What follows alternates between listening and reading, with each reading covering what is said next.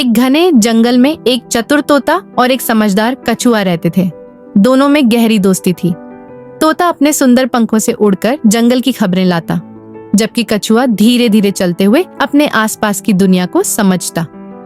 एक दिन तोते ने जंगल के दूसरी ओर एक सुंदर बगीचा देखा। वहाँ तरह तरह के मीठे फल लगे थे।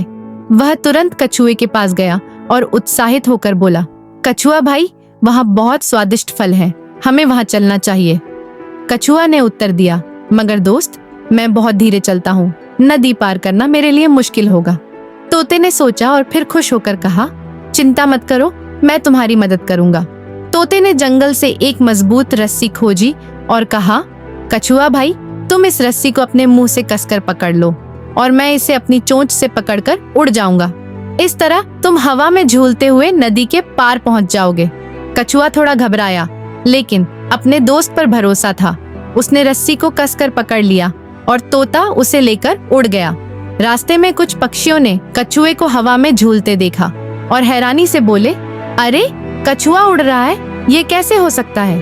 कछुआ बहुत खुश था, लेकिन मुंह में रस्सी थी, इसलिए वह कुछ बोल नहीं पाया। फिर कुछ और पक्षी आए और मजाक उड़ाते हुए बोले, क्या कछुए भी उड़ सकते हैं? यह तो बहुत अजीब है। कछुआ यह सुनकर गुस्से में आ गया और उसने जवाब देने के लिए मुंह खोला, हाँ, मैं और मेरा दोस्त।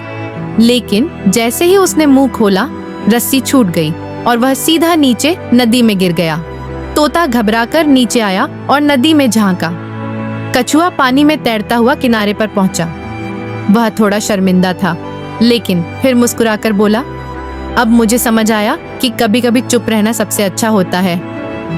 तोता भी हंसने लगा और बोला, सही कहा दोस्त, और सच्ची दोस्ती वही होती है जिसमें हम एक दूसरे की मदद करें।